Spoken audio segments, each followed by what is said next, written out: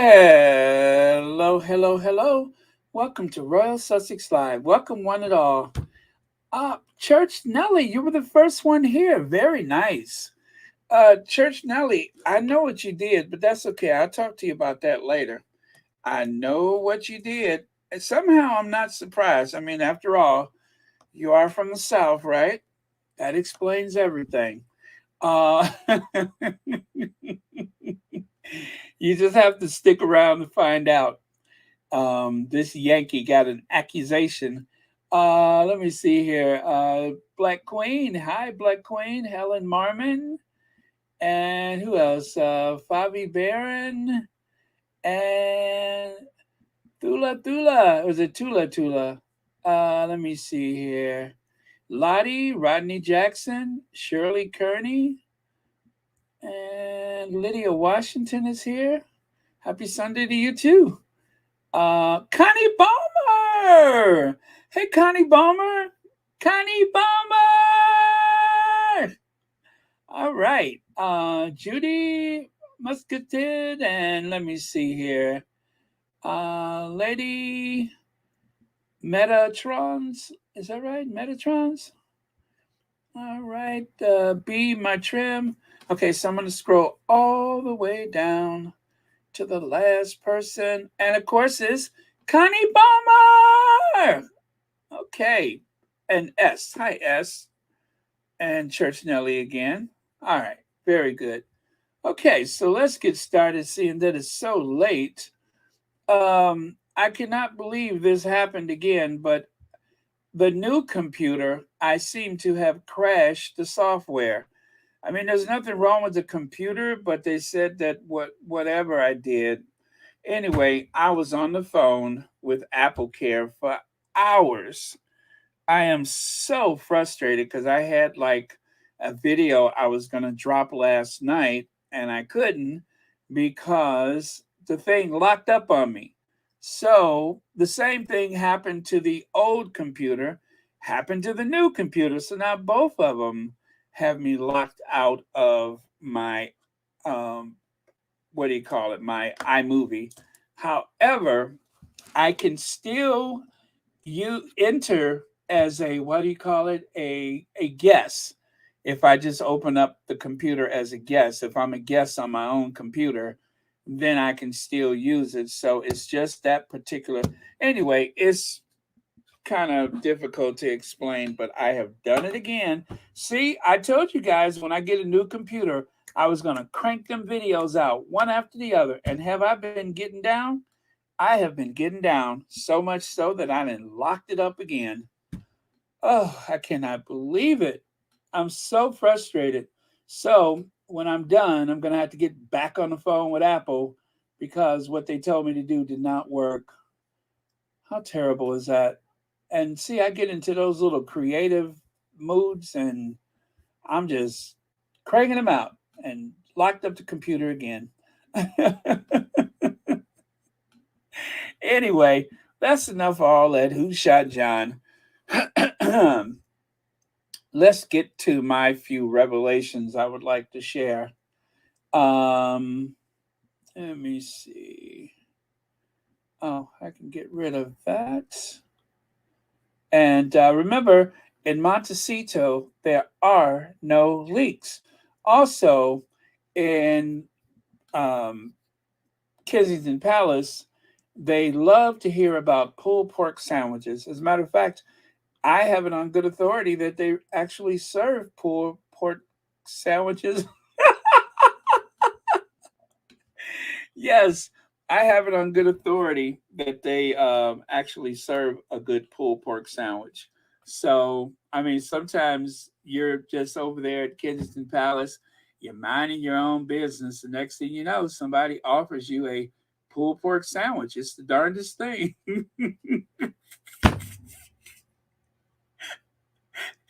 It's a wonder. It's a wonder they get any work done for all of the pulled pork sandwiches that's been going on over there. But they're very friendly to each other. And isn't that like a friend when you ain't thinking about it? All of a sudden, they offer you a pulled pork sandwich. So um, now that I have made everything weird,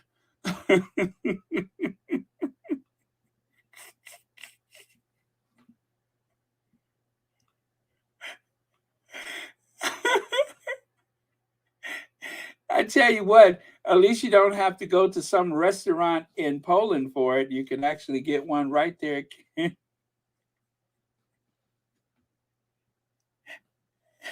right there at Kensington Palace. You don't even have to find some excuse to go to Poland. You get your pulled pork sandwich on right there at Kensington Palace. So,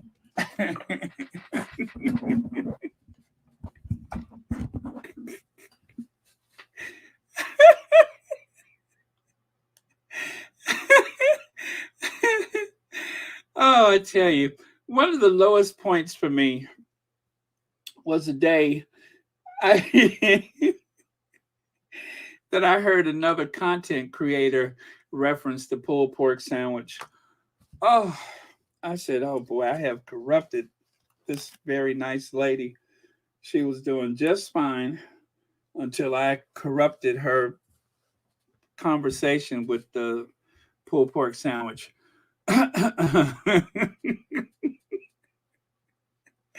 Anyway, let me stop. Okay. So again, you guys, please pray for Jerry White. She has been in the hospital, and unexpectedly, she had to have a second surgery. And one of the things that has um, helped her get through the days is actually the Sussex squad. So this community is very, very important to a lot of people, which is why I never take what we do here for granted. And because you never know what your efforts mean to another person. So thank you, Catherine Brian. so, so so yeah, please do that, and much appreciated. So there's a really good place here with a pulled pork sandwich, but I can't do it any.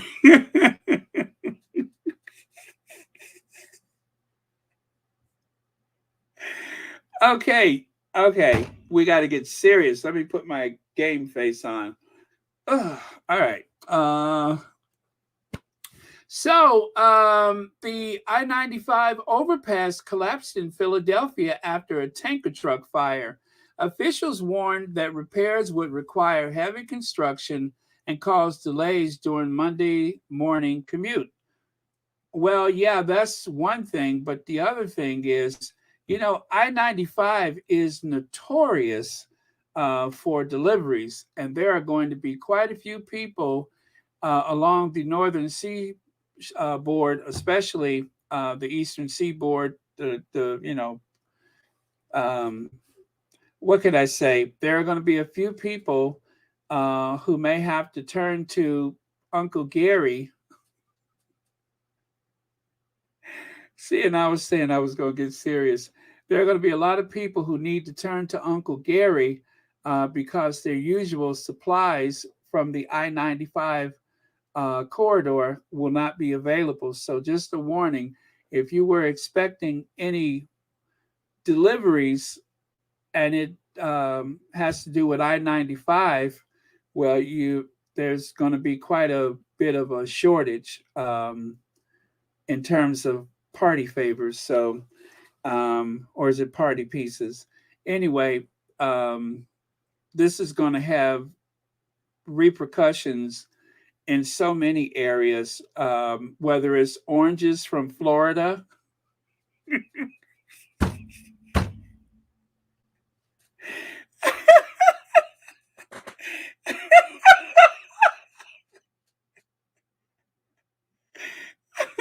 Or snow from Costa Rica. There...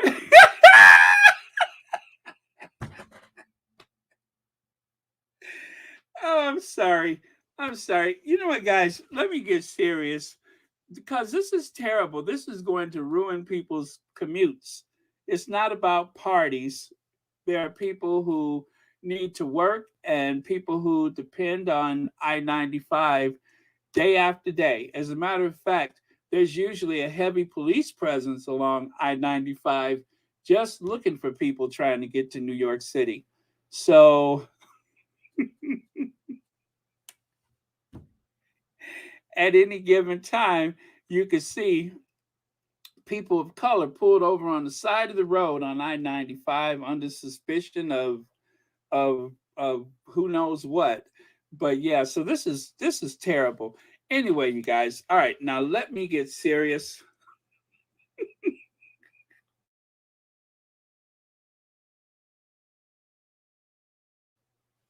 Yes, let me get serious because we got a lot of stuff to cover.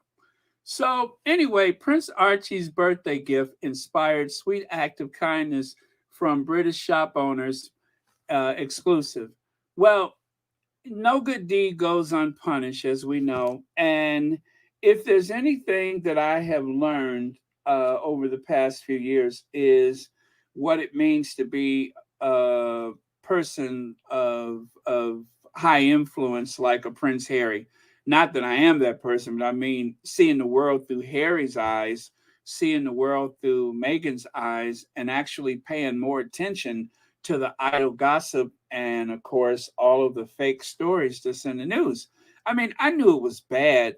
You know, I understood that there was a lot of made up stuff out there, but I was never more aware of it when it comes to anyone who has a big brand like the Sussexes. You know, everybody has a brand when you're famous, and part of your brand is how the world sees you. But just like in politics, their enemies are trying to define their character. And that's the worst thing in the world is when you allow your enemies to define your character. But sometimes there's really nothing you can do about it. I mean, you can push against it all you want. You could hire a PR firm. You can try to just go about your life, but there really is no let up. So here you can see we donate bikes all the time, usually around Christmas, and it's hard. I'm sorry, and it's had overwhelming support. And now people are also buying our apparel and are emailing us saying they want to donate for a gift card to give away with the bike for the charity. So this is something that they've always done, but they have never been put on the spot like this until they, mentioned anything about giving Archie a bike. Prince Archie's birthday gift revealed, see Prince Harry and Princess Meghan's sweet thank you letter. I wrote that. Um, well, we saw the letter, and the letter expressed thank you and gratitude for the bike that they gave to Archie, right? So it should have been, that should have been the end of it. But no, it's never the end. It's just like a slasher movie where the villain gets right back up and keep coming at you. And here we go again. And so every time I read something great about the Sussexes, I always brace myself for the fallout. I always brace myself for the fallout. The only time I have ever done that before was with, let's say, the Clintons or the Obamas or, of course, now the Bidens. That's the only time I've ever suffered through something like that. And it is terrible because when you have respect, when you love someone, when you look at the Obamas and you have a chance to see someone that looks like you in those spaces, and yet everything they do is turned into some type of perversion or some type of slick act or some type of pretense instead of just someone being themselves, being their generous or intelligent or helpful selves. They turned it into something nefarious, something dodgy and slick. So with this, there's people were complaining, why would you give a bike to someone as privileged as the Sussex children when there are so many other people in the world that deserves a bike? And yada yada yada yada yada. So again, these are things that I only experienced with politicians. I didn't know that this was like that with, just anybody famous, as I hesitate to refer to them as celebrities, but, you know, royalty nowadays is celebrity. So, um, I didn't know the extent of it. I mean, I've seen like, oh, this happened to Madonna or this happened, but I never followed those people like that.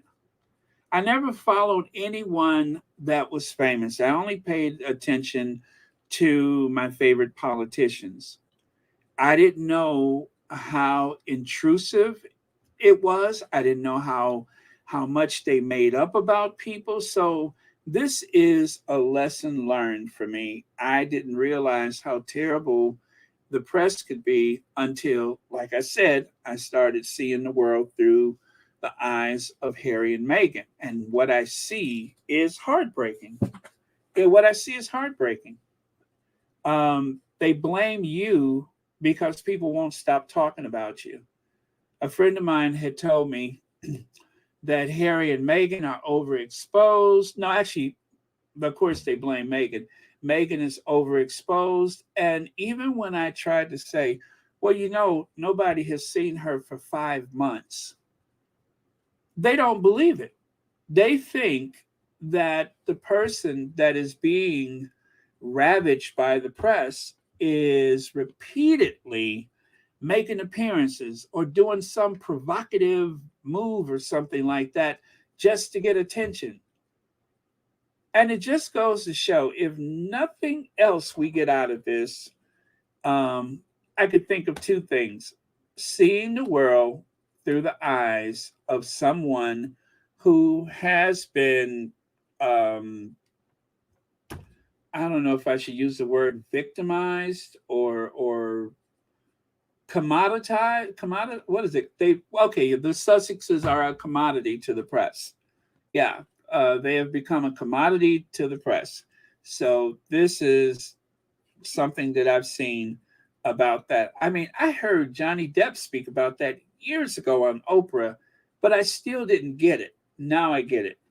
The other thing is, I could also see that even if you don't show your face for days, for weeks, or for months, if they don't know what you're doing, then they will make up something. And I'm seeing this, I knew that they made up stuff, but I at least thought you had to be available, right? So they could have something to twist. But now I see that they just sit back and make up stuff. They just have an opinion. They will just determine that the reason why this is happening because of that and because of that, even though you haven't said or done anything. Thank you so much, Rick, for the super chat. So I could never not see these things again. Let me see. Catherine Bryan says, always catch you every day live and later. Don't say much, but love your mods and squatties. Baron, to you. Thank you so much, Catherine Bryan. And thank you so much for being here. Oh, and thank you for being a member of Royal Sussex. Happy Sunday to you. And Alicia Gerardo, thank you so much for the super sticker. Happy Sunday to you. So yeah, I'm not sure. I'm sure I'm not expressing myself right because this is just so jarring to me. But like I said, I just brace myself and wait for the negativity, and they never disappoint. Never disappoint. And as I said yesterday, I do believe that the kid that posted the picture of Harry on the airplane, I don't think it's on his social media anymore. I love to verify and make sure that these things are correct. And so I actually saw it that one day, and then when I went back the next day to see what the comments were, because like I say, I braced myself, couldn't find anything. It looks like he took it down. Now, maybe I just could not find it, but to me, it looks like he took it down because he didn't want to have to go through the abuse that was coming from the Darrangers. So, because of that, I'm seeing the world through the Prince Harry glasses. No good deed goes unpunished, or you cannot celebrate a happy moment without someone trying to undermine you. Oh, man. I pray it gets better. I really do pray it get better because that must be hell to live like that.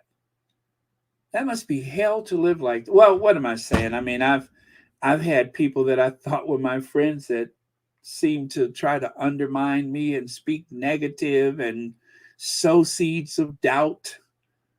And it's amazing how once you escape that, you feel lighter, you feel stronger.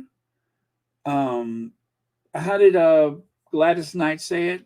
The skies are bluer, the grass is greener, and smiles are bright.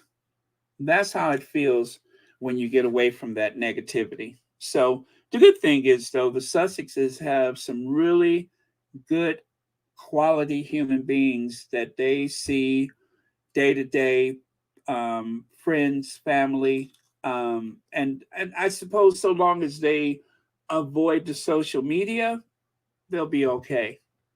They'll be okay. That's why it's very important to push back away from the social media when it gets to be overwhelming. So, but Jennifer also shared the heartache she has faced the last 48 hours after internet trolls bombarded their social media pages with hate. This has woken me up to understanding the pain they must have felt, said Jennifer. Speaking of the Sussexes, of course. I've never really felt a lot of empathy for anybody that I considered privileged or very wealthy or very famous. You've been blessed, and this is part of the trade off. But I have a completely different perspective on that now. And so do I. And so do I. Um, Not that I ever was like one of those people that thought privilege brought you happiness and that privilege meant that you could mistreat a person. I never looked at it like that. Um, and I don't, I don't really, it's rare that I ever feel envy for anyone, especially a self made person, because I look at it like this: if you have certain things in life, then that means that you were willing to do XYZ or XYZ when other people were still in the bed, right? So I feel like if I want those things bad enough, I better set my alarm clock and get up at 4:30 in the morning like so and so is doing, right? That's how you get those things. But it's not because of jealousy or envy or plotting against a person. That only gets you so far. So I never had those kind of feelings about someone who has things. I don't want nothing anybody else got. I only, you know, how do I say it? I always say I don't have the best of everything, but I got everything I need. I have all the creature comforts that I need. And for that, I feel blessed. So having a bigger house and a bigger car and stuff like that, that does not equate happiness. That's just more stuff. So I never felt that type of envy or jealousy, but um, apparently some people do, and that is such a foreign thing for me because I don't get that.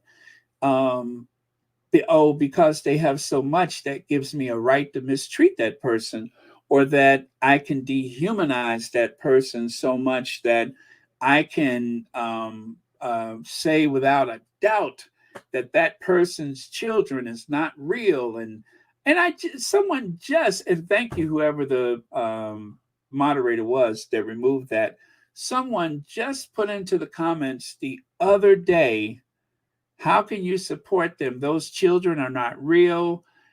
And I'm just like, are we still doing that? Are we still doing that? The children are not real? Are we still saying that somebody's mother was in jail for 10 years? Are we really still doing that? And the answer is yes. Yes, that is a talking point. That is something that they use on a daily basis. And I really do believe that some of the haters that say that honestly believe that is true. B. Martin, thank you so much for the super sticker. And thank you for watching Royal Sussex. Hey, Sherry Ware, Susie Q. Let me see. Okay.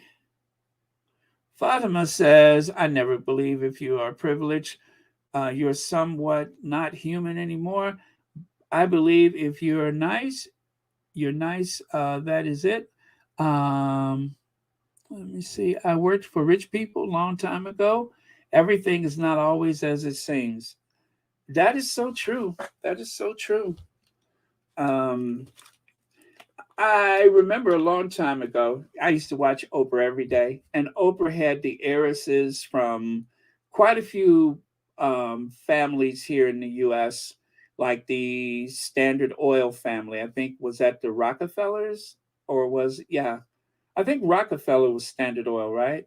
Well, anyway, she had a few of the heiresses from these big families, and they said money does not buy you happiness, but it does buy you a lot of options or opportunities or something like that. Anyway, however they said it, it just meant that you have more choices in your day if you have more money, but it doesn't necessarily make you happy. And of course, sometimes it sounds like that's what a poor person says to feel better, but no, I believe that to be true. I believe that to be true.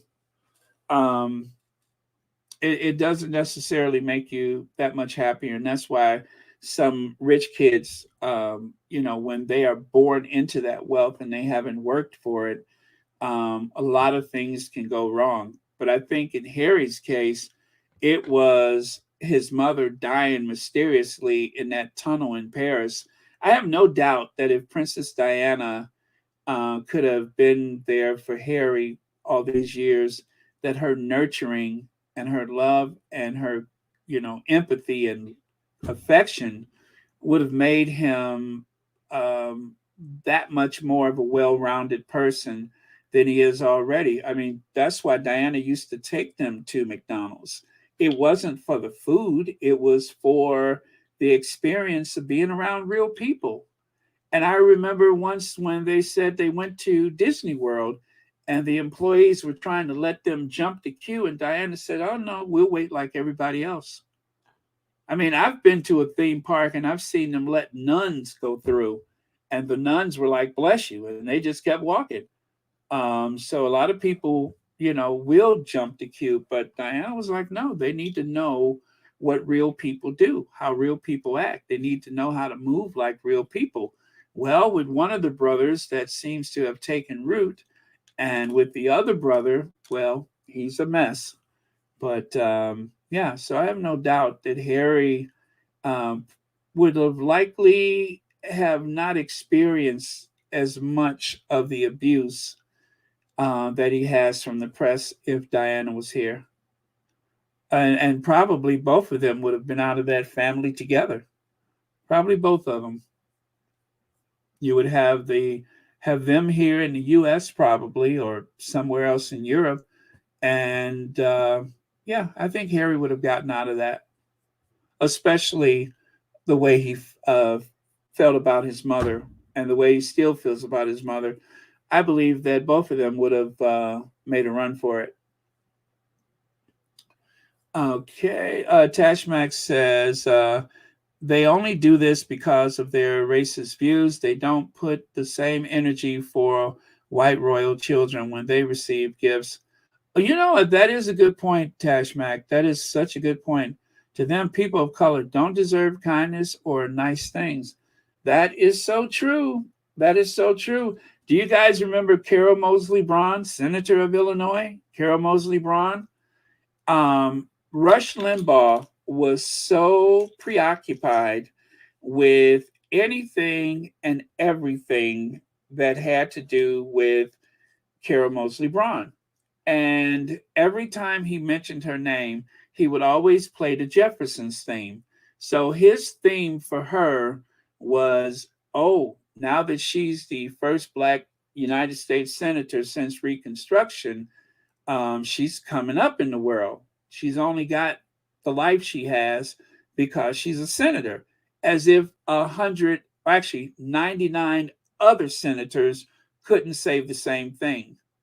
The financial portfolio of every member of Congress expands over the years, but it was only an issue with Carol Moseley Braun. See, it's a lot of things I cannot remember from day to day, but I used to follow politics and I remember that as if it was just yesterday. Every time he mentioned her name, it was always about how she was getting over because of her position. Now, whether or not that's true, I look at it like this. um, Everybody else in the Congress is getting over, but it's never an issue until it's somebody black. Everything changes because of skin color, and that's always how it's been. Everything changes for skin tone. All of a sudden, there must be something up here. Something's not right.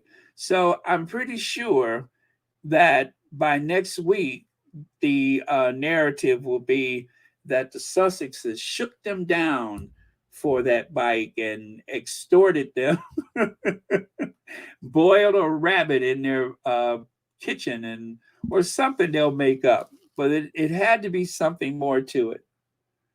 So, oh, wait, he was riding past and they took the bike from him. Yeah, there you go. They sent one of the security guards out to knock him off the bike.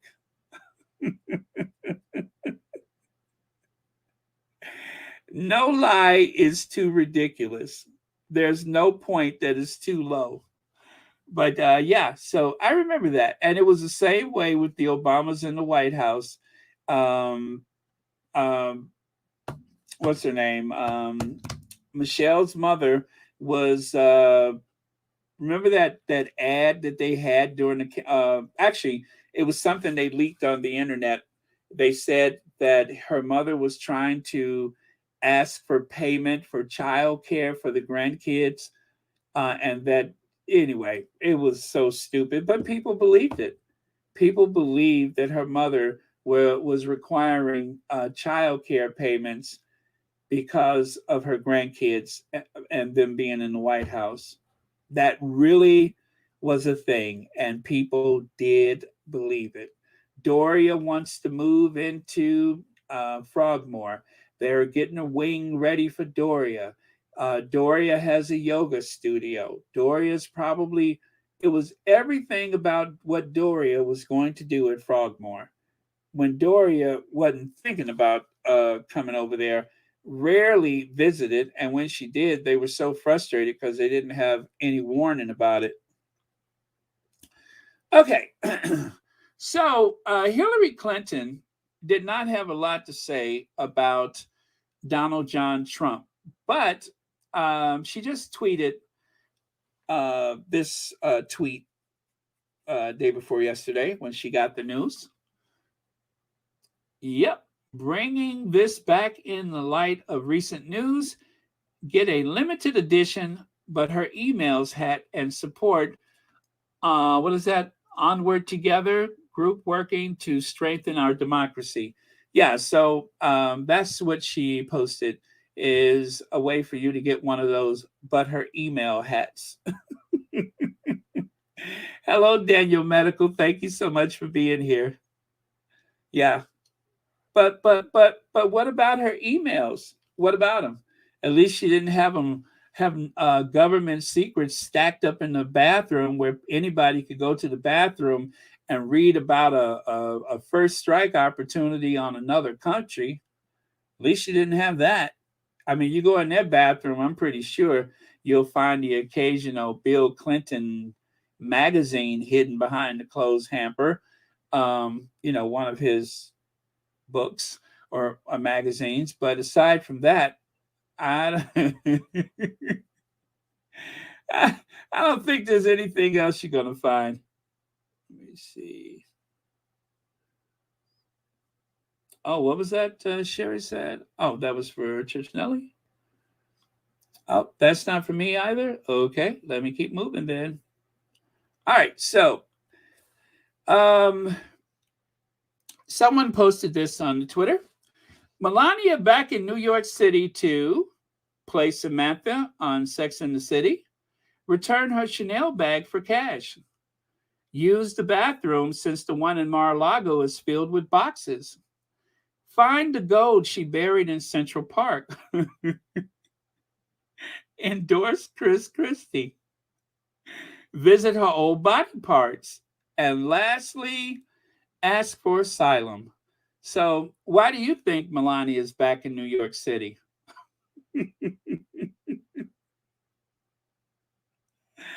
And by the way, which one of those is your favorites? I'm gonna say uh I'm gonna say looking for her old to visit her old body parts. That's my favorite. Oh yeah, Joyce Anderson. Yeah, Mike Wallace. Mike Wallace. Oh boy, Louis Farrakhan put him in his place one time, and it was epic. Louis Farrakhan put Mike Wallace in his place. Mike Wallace had the nerves to say, I think he was talking about Nigeria, saying Nigeria had one of the most, if not the most corrupt governments in the world. And Louis Farrakhan said, "Excuse me? Are you serious?" As I said, and I will say it again, and I will say it next week and next year. Everybody who has entered Congress in the United States of America has come out of Congress so much richer than when they walked through the door. When they first walked through the door, they might have been okay, but the United States Senate is the millionaires club, and maybe even a couple of billionaires. There was one person in the Senate that didn't have much money, and his name was Joseph Biden. People used to call him middle class Joe, and that was not a compliment. They used to call him that because Joe Biden was in there for years and didn't have much to show for it. Now, either he's a basically honest person or he's real stupid. But Joe Biden was called middle class Joe. Joe Biden almost had to mortgage his house when his son was terminally ill, but he got a loan from the African American president of the United States to keep his house. So there's a few exceptions, but by and large, most of them are extremely wealthier and get wealthier by the day. Daniel Medical, thank you so much for the super sticker and happy Sunday. And thank you for being a member of Royal Sussex. Okay, the last one. Asylum, okay. We got asylum.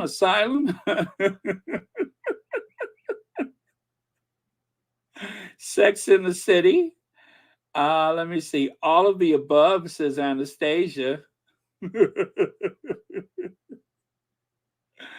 Oh, I'm glad to hear that. It's good for you. Let me see here. Okay, the boxes in the bathroom. All right. Okay. Okay, very good.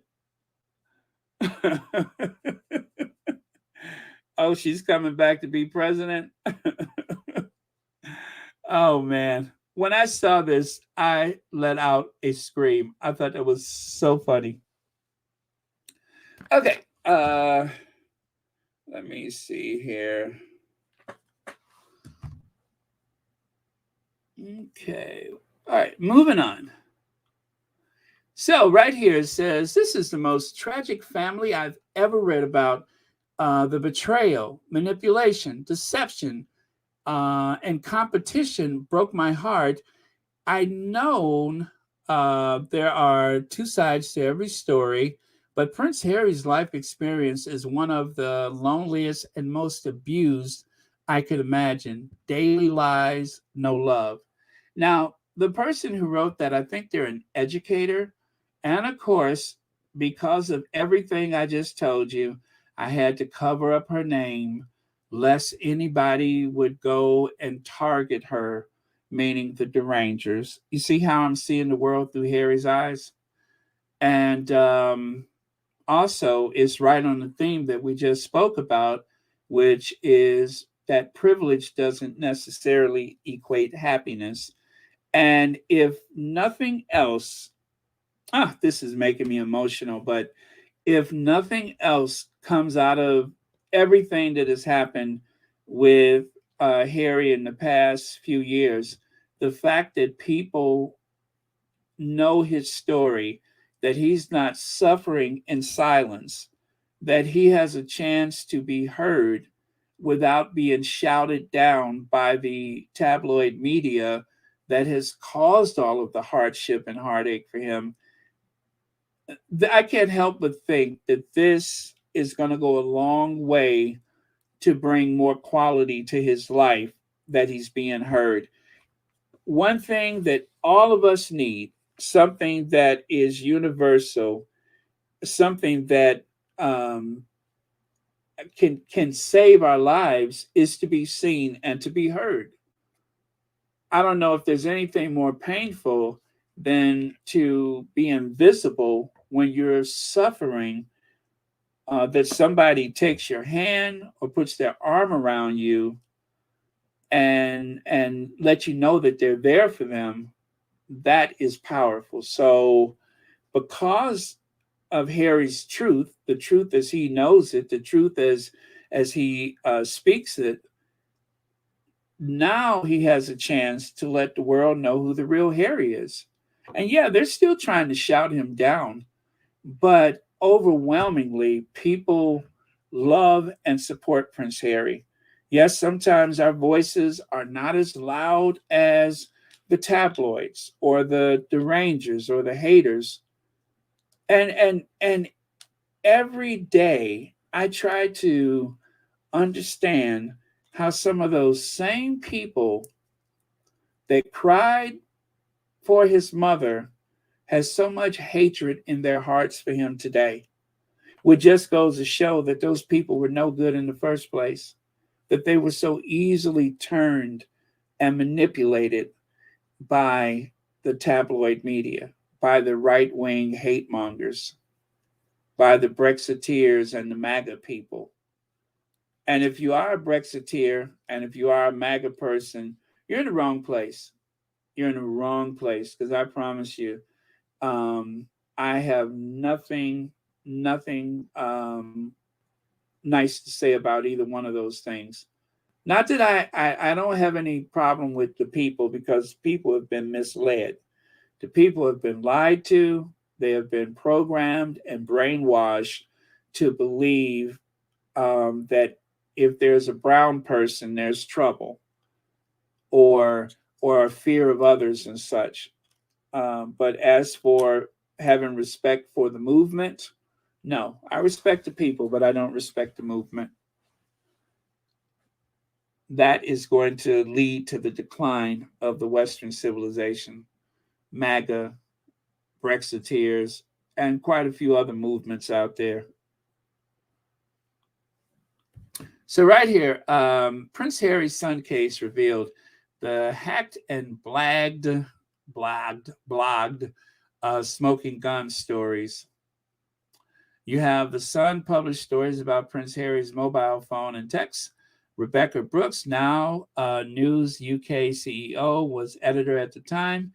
Many stories written by former Sun royal correspondent Duncan Larcombe. Byline Investigate names the Sun master of dark arts and news executive Nick Parker. Parker has been cited repeatedly in court as controlling shadowy web of private investigators.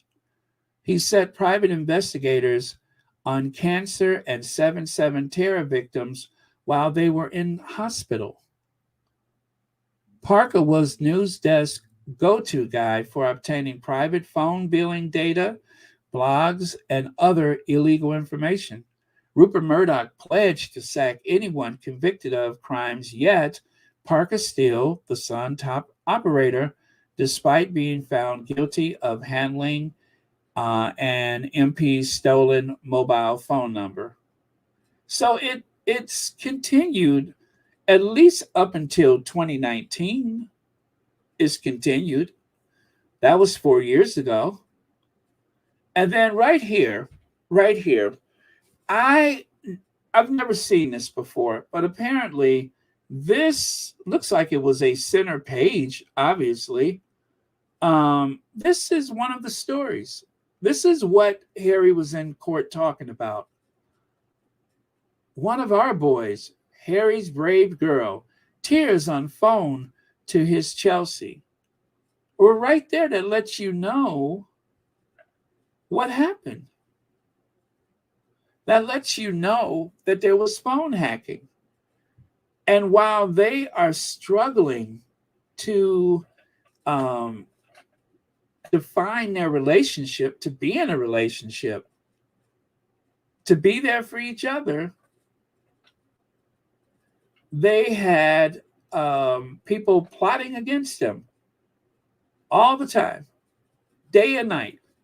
And then the people around them, they have to wonder who's leaking the information. Was it my sister? Was it my brother? Was it my mom? Was it my neighbor? Was it the receptionist at the doctor's office? All of these things.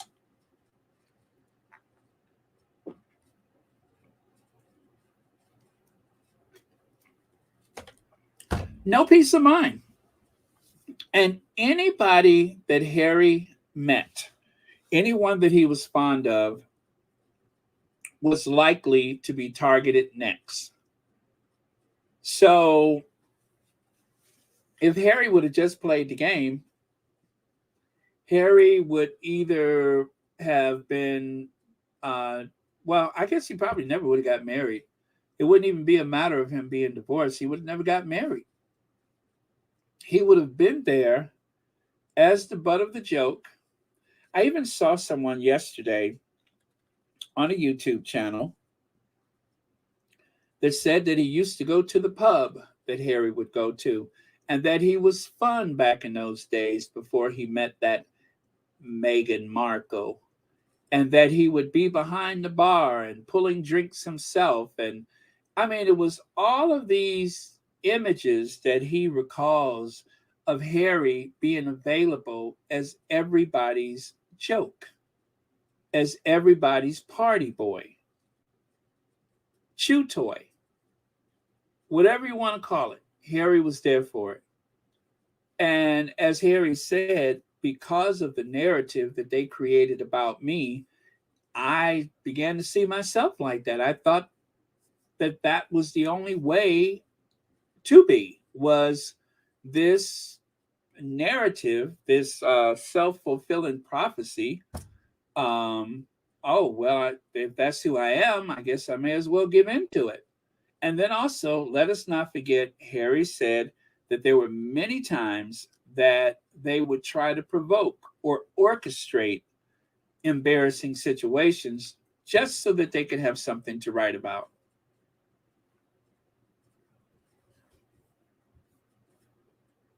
But he deserved that because he was born into that contract, that invisible contract that every member of the family has.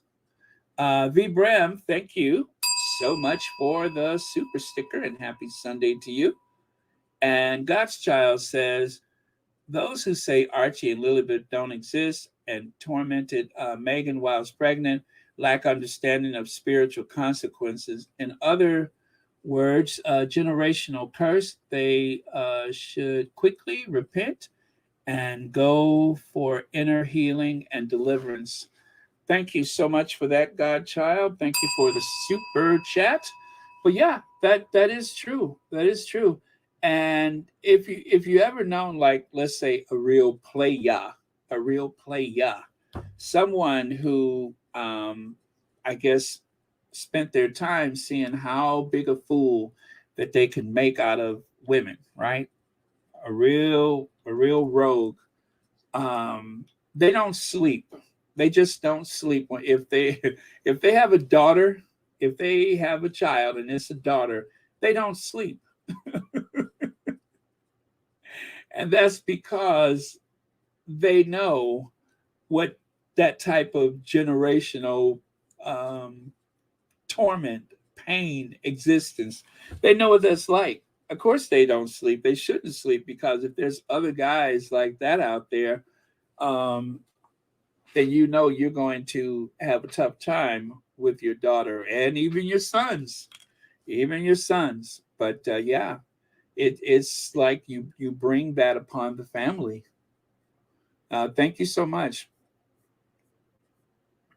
Okay. So Joyce Scott says the level of hatred released towards Prince Harry and Meghan is unbelievable, is unreal, and very evil. God has a master plan for Harry and Meghan. You can believe that's for sure. Thank you so much, Joyce. Like I said, my eyes have been open and I'm seeing things differently. With politicians, the big difference is with a politician, it's mostly while you're in office that you get the worst of it. Even though we can all recall when Barack Obama was having his 60th birthday party, the Daily Mail, amongst others, put him through hell. Woke party, super spreader event, all of these accusations they made about him. And if you guys remember when I was speaking about that, I was so upset and so outraged by that because simultaneously, that Aunt McFartlane or whatever his name is, the social event of the season, they didn't mention the fact that nobody wore a mask. They never tracked how many people became infected or anything like that. They didn't care.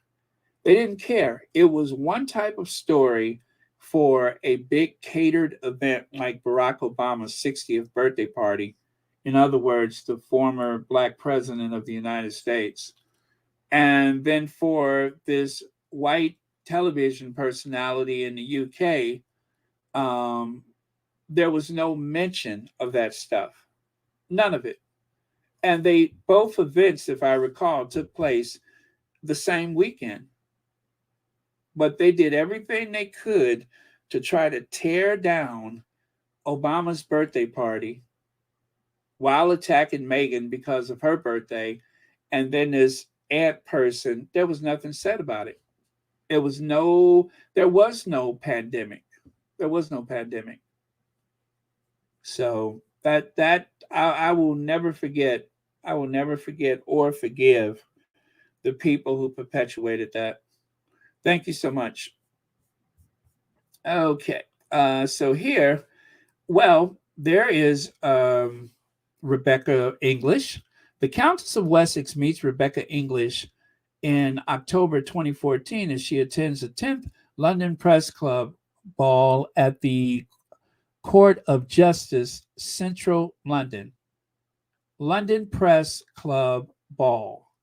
A member of the royal family who may or may not get good press is hanging out with the press.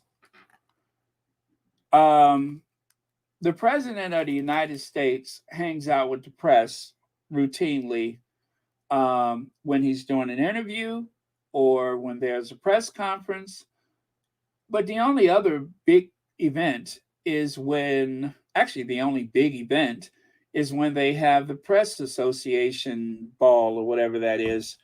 Um, yeah, that's it. But for the sovereign, for the family, this is routine. This is a matter of routine. If you're in the royal rota, you may even spend the night at one of the royal residences. This is a matter of routine. So, what is a rare occasion for most heads of state is like being in a social club for the royals and the press, the royal rota. In court, Mirror journalist Jane Kerr was questioned about commissioning South Africa based private investigator Mike Baer to cover a story about Harry's then girlfriend, Chelsea Davies, as her name was on two invoices. He said she would have asked him to make calls on the story and get information from his contacts. David Sherborne reads from a joint email written by Mr. Baer in December 2007 to Rebecca English and the Daily Mail's royal editor Duncan Larcombe, the former royal editor of The Sun, to illustrate the private investigator's methods. He said, there we have in wonderful details all of the flight details, the seat number, flight times, flight number, and asked Miss Kerr, he's blagging flight details, isn't he? So that's how they were able to put someone on the plane next to her. And could you imagine if every time you took a flight, you don't know if the person sitting next to you or sitting across from you or two rows back, you don't know if that's a reporter. You don't know if that's a private investigator. She replied, yes, adding, I don't know how he got this information. I'd never seen this. He read from another email headline, Chelsea Airlines search from Mr. Baer to Mr. Larcombe, which discussed payment arrangements and how he had already billed Miss Rebecca English. Isn't that something? That's incredible. But people are waking up to this. People are seeing it for what it is. And as I said, it won't take the pain from the past away, but at least it gives Harry a chance to tell the story. If anybody else tells the story, most likely people won't listen to it, even if it is Hugh Grant, even if it is Elton John or somebody like that. This is Harry's time. It needs to come from Harry because that's the only way that people will notice it, which is why Harry needed to be in that courtroom. Now, we're going to change gears here. Let me see. Joyce Scott says, Baron, thank you for your podcast and everything you do. You are appreciated by us all. I do believe I echo the sentiments of all of us squatties. Again, Baron, thank you. Thank you, Joyce. God, you're going to get me emotional. But thank you so much for that. Okay, so where is our changing gears? There we go.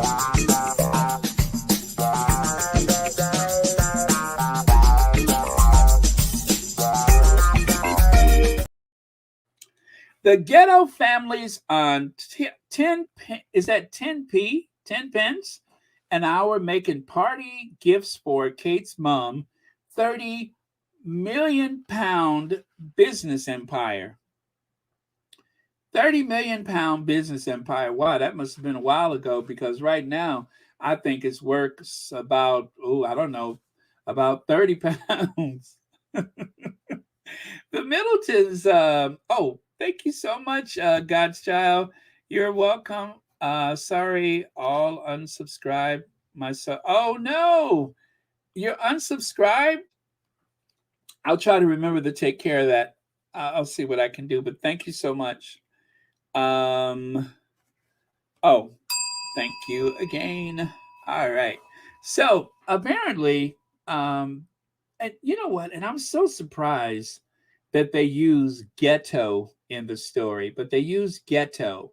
One of those very thoughtful journalists in the United Kingdom used the term ghetto to describe people that are not English, not white, but others, as they say.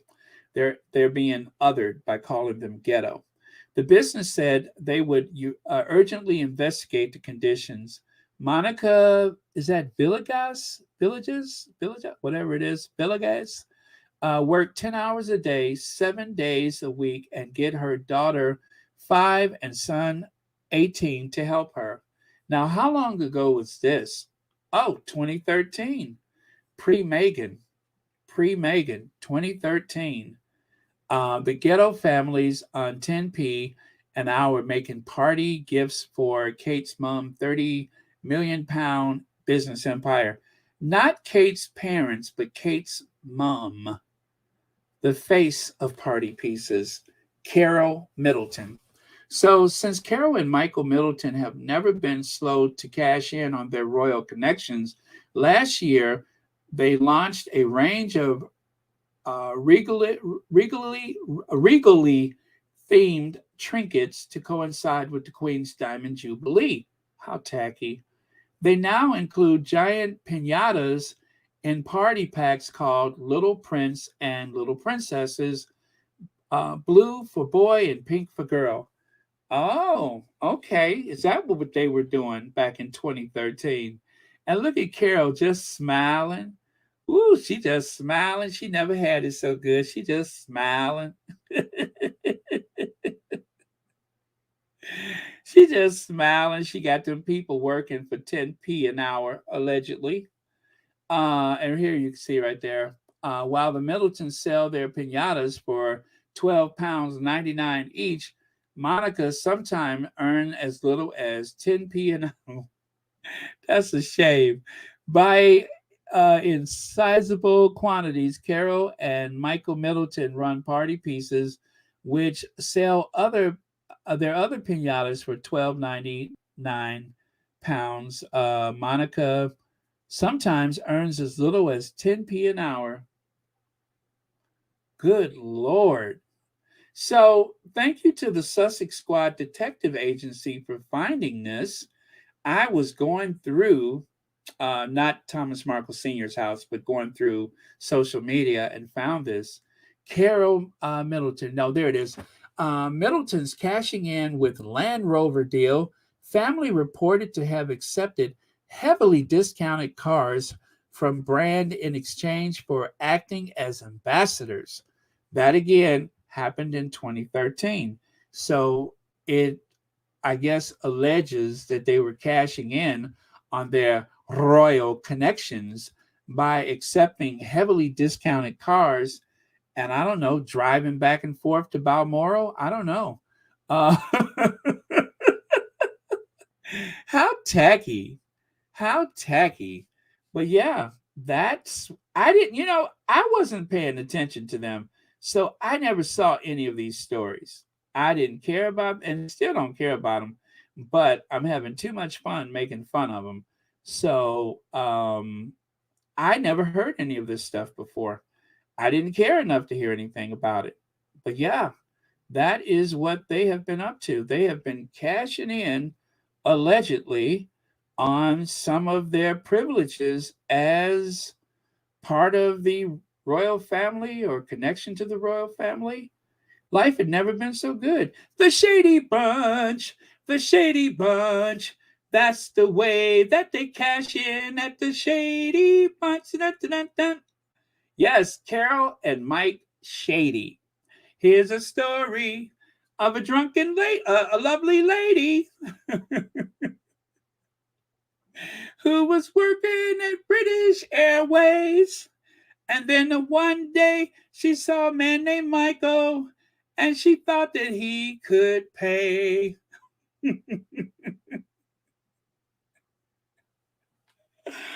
Oh, man.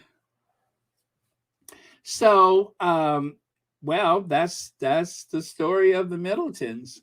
I'm telling you guys, it's getting better and better. Now, the thing is, when it's time to cut one of those Middletons adrift, I think stories like this may start coming back into sharp focus. So, right here, exclusive Queen of Cakes, who made William and Kate's magnificent wedding cake, is among businesses left out of pocket after Middleton's party pieces went bust for 2.6 million pounds of debt, with the princess's mother, Carol, left deeply embarrassed. Is she embarrassed? Is she really embarrassed? Is she capable of embarrassment? So this is a June 2023 story. You see what I mean? They are really piling in on those Middletons. It's like time has reversed. Now, you'll know it's really serious when they really start going after the immaculate heart of Kate Middleton. That is when things will really heat up. But for now, they're only going after Carol. It's enough to drive you to drink. Oh, well. Not that I'm wishing anything bad on them, but I ain't wishing nothing great either. So, right here, now the story is starting to go into other countries. Like, as you can see there, is that German? Princess Kate's family has to deal with serious allegations. Creditors feel betrayed by. I love it. I mean, is that German? Even in Germany, they're talking about it. Und Kate's family has deal with serious allegations. Creditors feel betrayed by Carol Middleton. Dummkopf. Ja, Dummkopf. Sitzenbleitzen Dummkopf.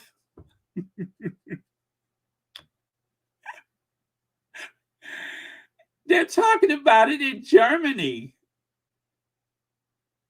I mean, Prinzessin Kate family Musik mit Sherwin Vorwürfen.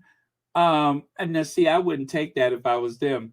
Herumschlagen, Glaviger, fooling. Yeah, who that really means who they fooling, right? Who they fooling?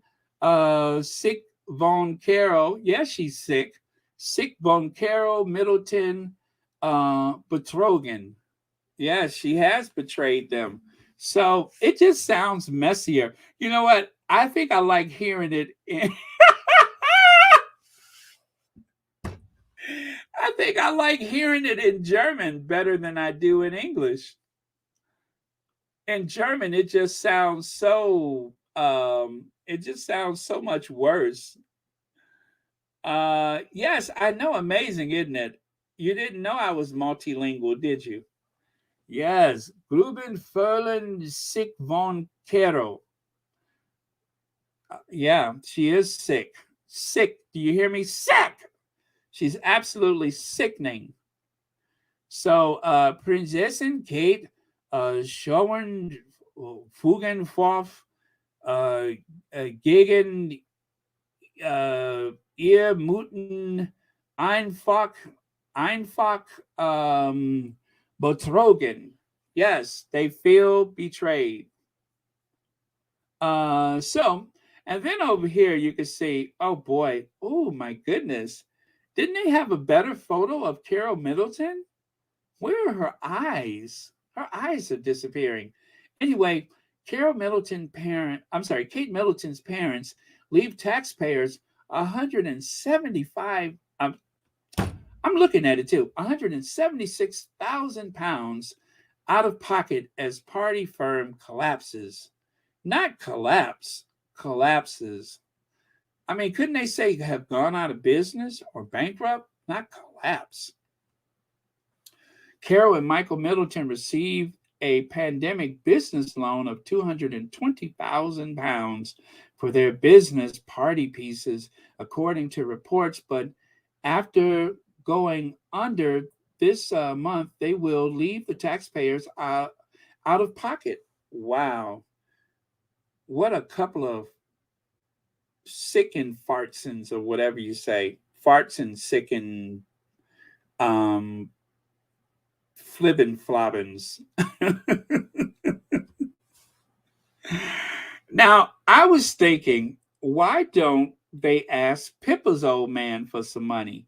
But then, after seeing these headlines, I think that may be a bad idea. It's probably best not to ask for the, for Pippa's Pippa Pip Pip Pip Pip Pip Pip Pip Pippa's old man to give any money, because that money may be tainted. That money may be tainted. No wonder Pippa always goes to those royal occasions, those royal events. No wonder her husband never shows up. That's why her husband wasn't at the funeral. That's why her husband wasn't at the coronation, among other things. She wasn't allowed to invite him for obvious reasons. So, yeah, probably a bad idea. I had to redact this for good taste. But yeah,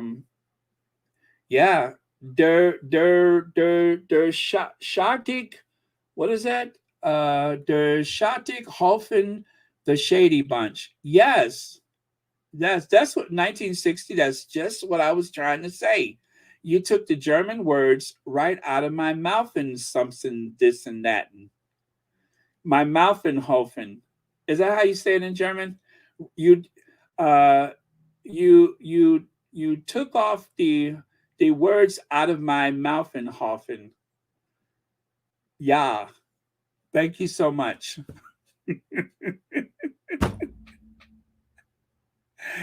Oh man, now you can see why I was so popular when I visited Germany, because of the ease in which I can speak the German language. That is why I was so popular. People would smile at me all the time. Whenever I was in a supermarket or restaurant, they always seemed to smile and ziegen, because they love to hear me speak the language Hoffen. So there you go. Uh,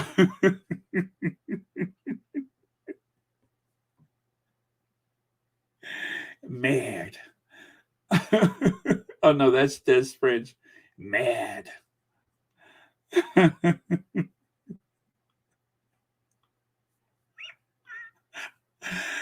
Oh wow. She comes into her own. Um, you guys, here we go again. Kate is coming into her own again. Keening Kate. Keening Kate is coming into her own. Just listen to Shady Rebecca English. Or is it Rebecca Brooke? Yeah, English, yeah. She's coming to her own. Princess of Wales wasn't always comfortable doing royal engagements, but is now an impressive communicator. Rebecca English tells Palace Confidential. Isn't that something? It only took 41 years of life for Kate to come into her own. It's too bad she's on her way out, but anyway, before she goes out, she has finally come into her own.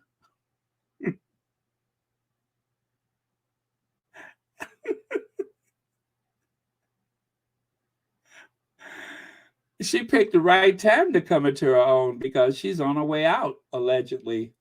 Hopefully this will. Oh boy, her forehead looks nice and tight today, don't it? See that? I just noticed that.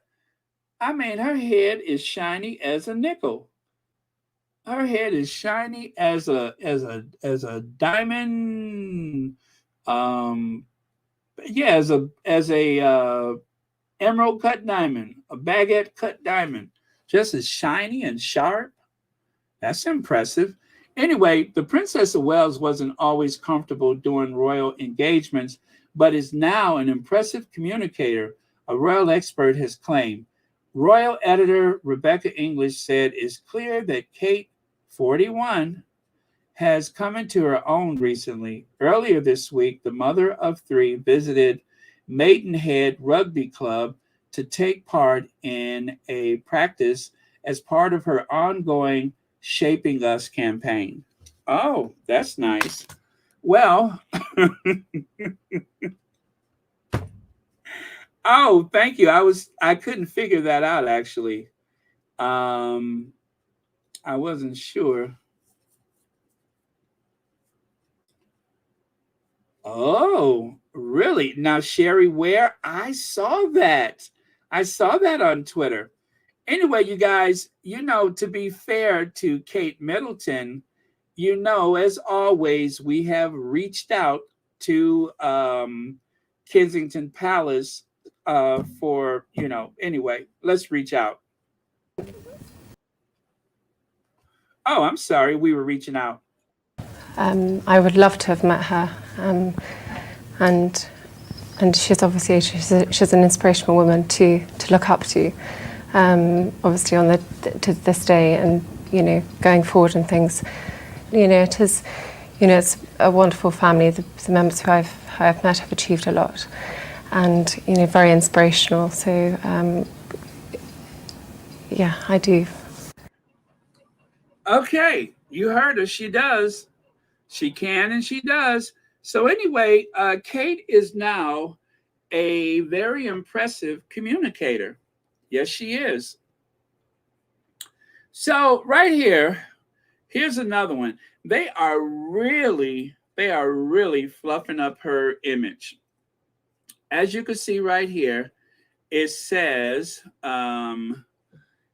she can do everything. Kate fans rave as Princess wears two drastically different looks. Well, we saw this look the other day. It's kind of like Popeye Couture.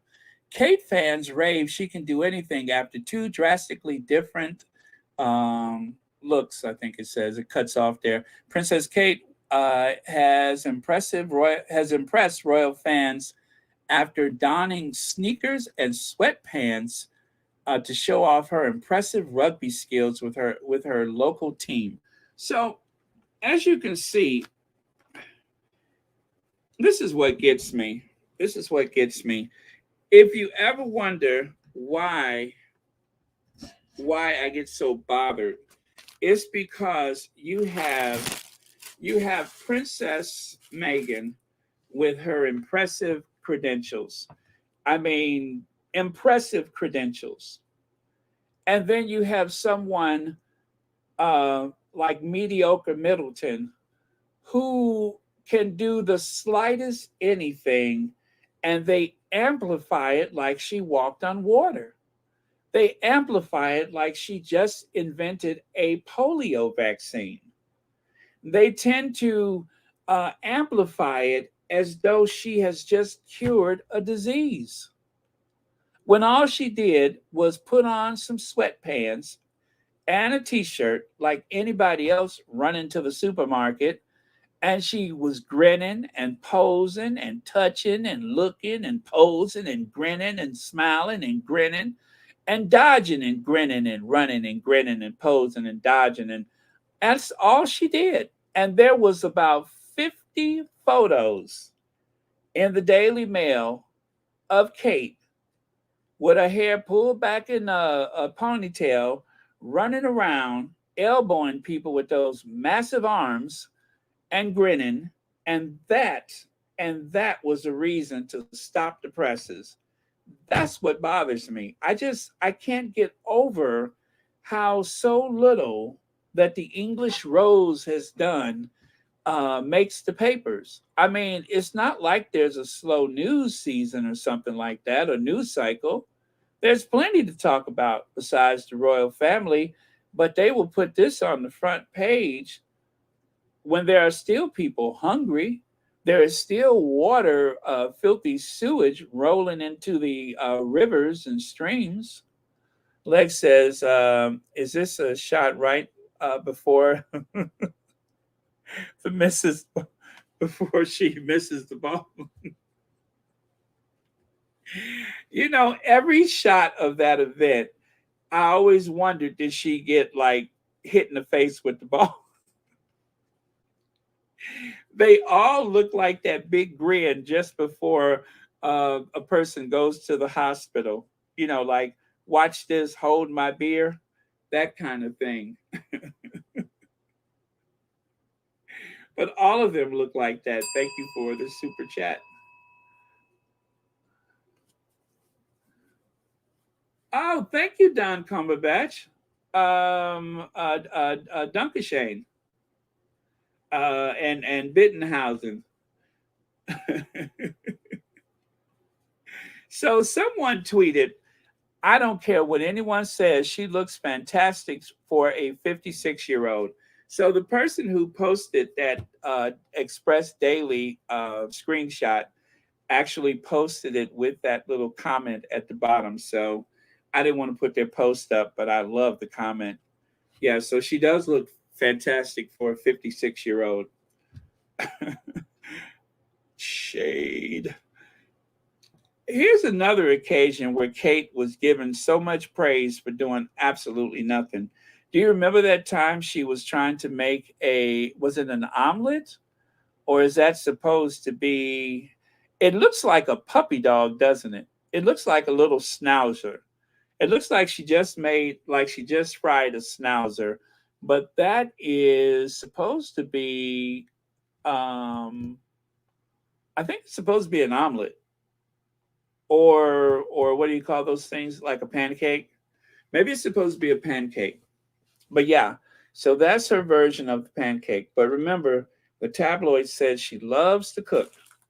And then, of course, nobody can walk in stilettos like Kate.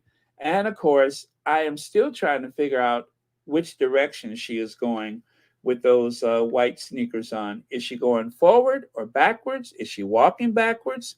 Is she walking forward? Oh, a crepe. That's right. She's no cook for sure. Crepe does not look. That's what it was. It was a crepe. Okay, so this is the event that they were talking about. Laugh like a hyena, talk to a black man, and hug someone. Check, check, check. That was all she had to do. And I promise you, the Daily Mail had 50 photos from that one event. 50 photos. And all of them look like they had just come from the dentist. What's that they use at the dentist? That they that laughing gas. All of them look like she just had some of that nitrous oxide or whatever it is. So, can you taste the smell by smelling it?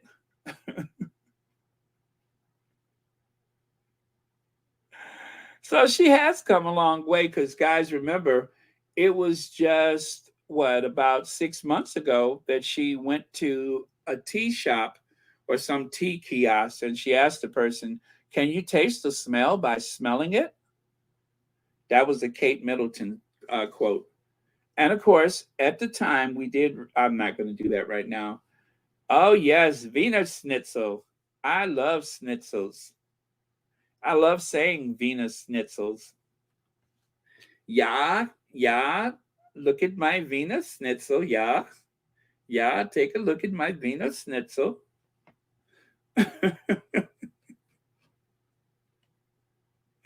I remember one time at work they had Wiener Schnitzels in the cafeteria, and all day I just kept saying, "Yeah, this is my Wiener Schnitzel," and I would hold up the little styrofoam container. Yeah, look at my Wiener Schnitzel. Yeah, take a look. Do you want to see my Wiener Schnitzel? I could not stop saying Wiener Schnitzel. Yeah, this is my Wiener Schnitzel. Take a look. Smell my Wiener Schnitzel. Yeah, it smells good, right? Yeah. Yeah, smell my Wiener Schnitzel.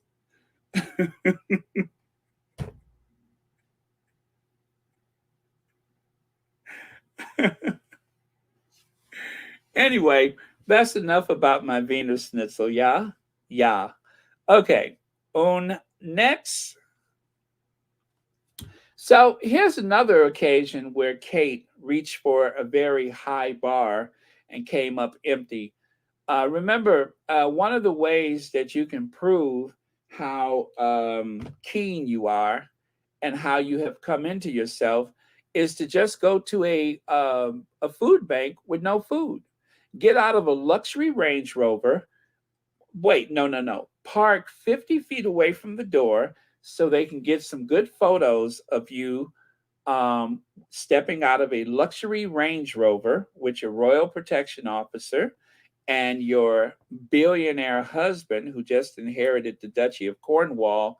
And there you go. Empty project, empty visit. People need food, not a 55-minute photo op visit.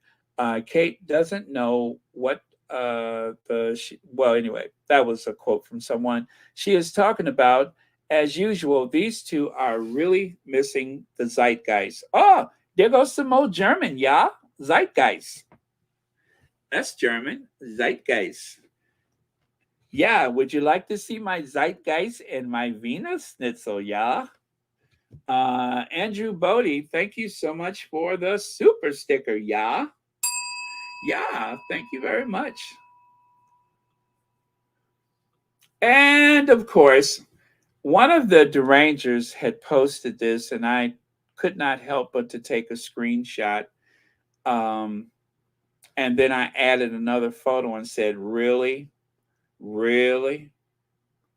Of course, I was being shady, but they took this highly airbrushed, dare I say, highly engineered photo and put the absolutely perfect Princess Catherine. Really? Really? Really? Ah, okay. How about this, Catherine? Huh? That's your perfect princess. Yeah. How about this perfect princess? So yeah, that was one of those days when I was feeling exceptionally shady, and I decided to go there. So, and then, oh yeah, pretend to play the piano while children starve. Check. Binder. Check. Hyena grin. Check. Touch a black person. Reach out and touch somebody black and make sure all the cameras see that. Reach out and touch somebody black and make sure all the cameras see that. Take a little time out your busy day to touch an African descent person along the way. That's right. You got to reach out and touch somebody black. Check. Last Supper pose. Check. It's very important, especially when you don't know what people are talking about. You have to have your binder. You have to touch a black person. And you have to tilt your head like the Last Supper. Very, very important. So all of this adds up to Kate is coming into her own. Also, her breadth of knowledge and understanding are unremarkable. And that is probably what that guy is thinking right there. I'm pretty sure, like everybody else at the table, they're probably wondering, what in the hell is she talking about? And why are we here? No, no, no. I got a better question. Why is she here? But it made for a good magazine copy. So that was the reason for the occasion. And then there's this. There's this. I don't know if it's a nervous tick or some old rugby injury. I mean, after all, she does play rugby or she practices with the rugby ball. But there is something going on there. I don't know what it is. But, you know, Kate is coming into her own, and I don't think it's fair that people make fun of her. So from this day forward, I am not going to point out as many deficits with her character as I have in the past because, well, you know, she's coming into her own and she deserves to have a chance to shine and to grow and to accomplish things without hypercritical comments from the likes of me, a royal reporter. So from this day forward, I'm not going to be as critical as I have been in the past. Oh, and by the way, you guys, there's a missing cat. A cry for help for our furry friend. Um, the Cambridges, the Welleses, they are missing a cat. Last seen, Adelaide Cottage. and that was on the 10th of June, 2023.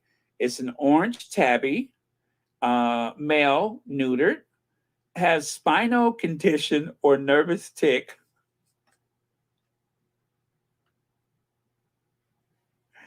has spinal injury or nervous tick. Fluffy escaped out of an open door and isn't used to being outside. He is likely very scared. Find color green agitating. So I guess what they're trying to say, I was trying to figure out what did they mean by that. Very scared and finds the color green agitating. So I guess what I'm trying to say, if you encounter this cat, and it should be kind of easy to find because he's got that spinal injury or nervous tick. If you see him, just call 1-2-3-456-7890.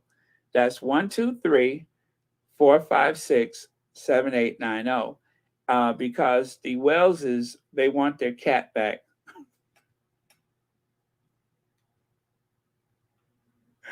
As you can see, he is a very loved member of the family. Sometimes he seems like he's human. So if you see the cat, please return it. But don't wear green. If you're wearing green, do not approach this cat because the cat finds green rather jarring. I don't know why, but there was some incident that probably happened, and it is probably burned into the cat's memory. And so, for that reason, whenever the cat sees green, it gets very, very agitated. So, whatever you do, please do not approach that cat if you're wearing green, especially that kind of green. A green that is so jarring, so volatile, so loud, so painfully green that it will burn the cornea, right? It could actually burn your cornea. So again, do not approach that cat if you're wearing green. A matter of fact, the last time Kate wore this dress, Ireland tried to get away. Ireland literally just tried to row away when they found out that Kate was coming with that green dress on. They didn't get far, but as you can see, even Ireland tried to escape. So, yeah, right? Poor Fluffy. Poor Fluffy with that terrible spinal injury or nervous tick.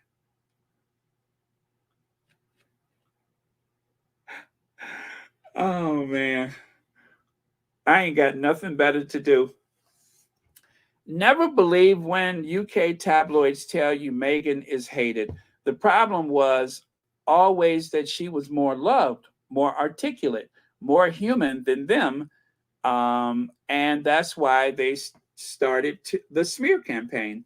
So let me show you. I don't know when this happened. But you got to hear this. You have got to hear this. Let me grab that video.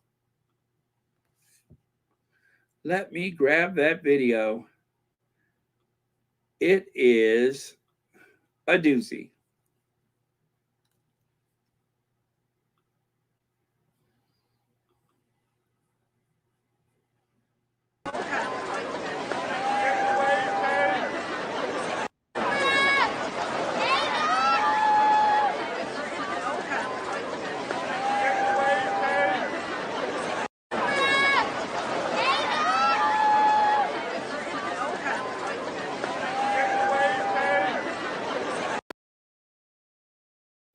Yes, apparently somebody thought that was Meghan. Well, it seems to be a distance.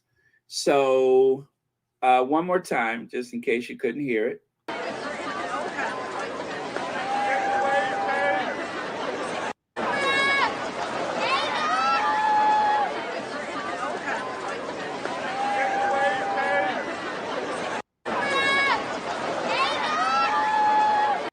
So I don't know where that came from, but how cruel is it to think that that is beautiful, talented, articulate, wonderful Meghan, and then you get up close and find out it's Kate. You know what I mean?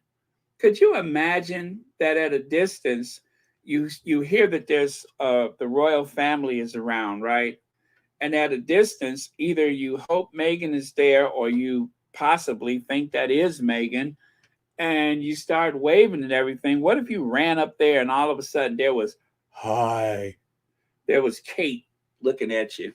How disappointing would that be? Now, I don't have a video for this. I do not have a video for this, but we did speak about that yesterday that someone passed out. Um, it was like 85 degrees Fahrenheit or 30 degrees Celsius, and somebody passed out. Somebody always pass out at these events. I think part of it may be the party culture that is in the ranks. Also, they do rehearse at nighttime, and then the next day, you're just standing around, sitting around. You have to be out there for hours. So there's a lot that goes into this. The horses are usually a bit exhausted, the people are exhausted. Um, and maybe that's why one of the horses, we haven't seen her for a while, but I have a feeling we might see her later. The rodents always try to frame Meghan's intelligence and innovation against her. She's always scheming, but Kate is just coming into her own at age 41. She has finally found her voice at age 41. And this time next year, they are going to run another article saying how Kate is finally coming into her own.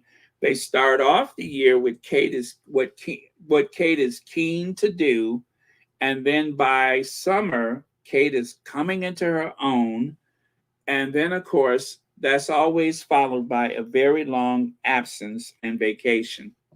Thank you so much, Lex.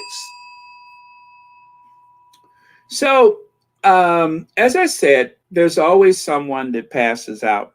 Now, this is June 1985. This is me taking photos at the Troop in the Colors. I was there at the wedding, right? For the wedding. And then I heard about Troop in the Colors. And so I had to go. So I am standing right there by the Victoria Memorial, as you can see, by the Canadian Gate, the Victoria Memorial. And one of Lord somebody, all of a sudden, one of those lords that was on horseback wearing that same outfit, I heard a commotion because people were like, oh. And I looked over and he was like listing to one side. He was literally listing to one side. He had passed out from heat exhaustion. It wasn't even that hot. I mean, it was warm, but I guess if you're wearing those tunics and a bearskin hat, there's no way for heat to escape. So he passed out right there in front of us. I mean, that had to be at least 50 feet away from me. He literally started listing to the side. How could I describe it? He was listing like this. He was on his horse, and then all of a sudden he started going over to once.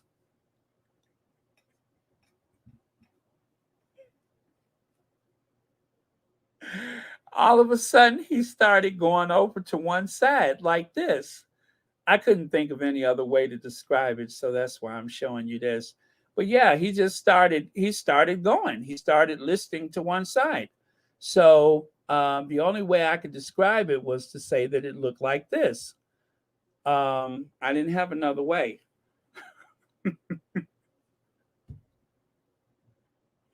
So I started taking pictures, of course. And oh, and by the way, speaking of pictures, I didn't realize that I had a photo of Meghan and Harry arriving to Buckingham Palace. I saw all of those Rolls Royces and Bentleys and stuff, And so I snapped this picture, and sure enough, that is the car that the Sussexes arrived in. And then here's a snap that I took of Harry and Meghan when they first came out of Buckingham Palace. So they show up in the cars, everybody hops in their carriages, and then they make the parade route. So I got that photo. Again, this was 2018. And of course, this photo, she would raise her hand up to brush her hair just as I took the photo. Of course, I'm not that good with the camera, but uh, so I had to try to take another photo. There we go. Gotcha. So I got this photo. Um, and yeah, so that was Troop in the Colors 2018. And then after the parade, they head back to Buckingham Palace, which is what you see here. The lighting is not great, but then again, I'm that camera was kind of new and I didn't know what I was doing. I had my cell phone and I also had a DSLR camera. And then I got this photo. And I think one more. There you go. So that's them going past me. See how close they are? I mean, literally, I'm right there at the barrier. There's like this one little short person in front of me. And that poor person in front of me, I don't know. I think I may have injured that person. I'll let you see for yourself.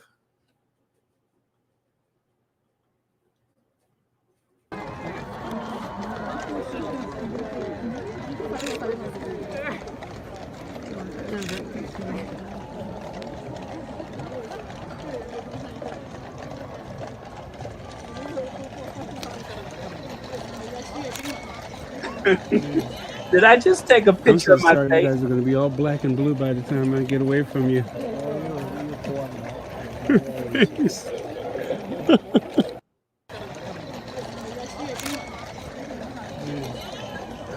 I'm so sorry, you guys are going to be all black and blue by the time I get away from you.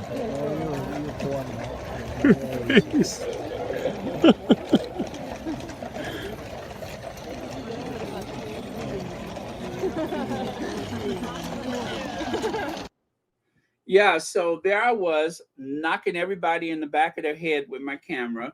So I was going in between cell phone camera, and that's how I recorded everything that day. And then I finally got another photo. And again, I didn't know that this was Meghan and Harry until like maybe last year. I was going through these photos again and I kind of zoomed in. I'm like, oh, that was them. I didn't know that was them coming or going. I wasn't close enough, but this is me zooming in with the DSLR camera. Now, if we hadn't had a hug, maybe she'd still be alive. Sister of great grandmother 81, killed by Duchess of Edinburgh's police escort motorcyclist, tells of loving goodbye hours before and insists she would have waited for the for the green man before crossing the road. So, of course, she's speaking of the, signal to cross the street. Oh, thank you, Joyce Haynes. Thank you. Thank you. Um, yes, Connie Balmer, there was that little short lady in front of me, and then there was the carriages. Really, really fun. But yeah, so they had this story today. Now, this is the best example of the impact that I've seen. So at the stoplight there, the lady was waiting there on the right side. And when she stepped out from behind that utility box or whatever it is, that is when she got hit by the motorcycle. Now, her sister said that she's sure that she would have waited before she crossed the street, that she knows she would have waited for the signal to cross the street. But you see that gate laying on the ground? They actually had something higher that they put up there to conceal this from the eye during the coronation. So it wasn't just the fact that it was a motorcycle, a motorcade, probably going through a stoplight, but it was also someone being blinded by this fencing that they put up to try to make things look better. I don't know why they would think it's an improvement to put a black fence there. Maybe they just didn't want people to stand on top of it. Maybe that's what it was. Is they didn't want people to stand on top of it, so they put a gate up there to make sure people didn't go on top of it or something. But whatever the case is, that obstructed the view for anyone standing at the stoplight. And if she had the signal to cross, there would be no way that she would know that a speeding motorcade carrying an unknown member of the British royal family who came to the family penniless after her PR firm collapsed. There was no way she could have known that that member of the family that is married to the fourth child of Queen Elizabeth that nobody has ever heard of, not even the people in Britain, there was no way she could have known that. I told you guys I could be a royal reporter. You just take anything that is rather innocuous and just make it sound as terrible as possible. Anyway, so they came speeding around that curve without a care in the world, with a total disregard for humanity. And as that 82-year-old woman was crossing the street, having received the signal, a commoner was run down and knocked 40 feet across the intersection where she landed over there on the curb while they were taking Sophie Wessex, of all places, while they were speeding her through London for God knows what.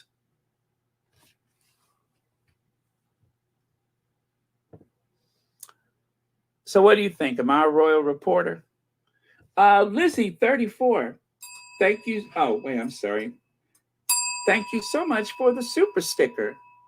And thank you so much for watching Royal Sussex. But yeah, that's what happened. They had that gate up there, and that poor lady was knocked 40 feet by one of Sophie Wessex. Of all people, if you have to go, who would want to die because of Sophie Wessex?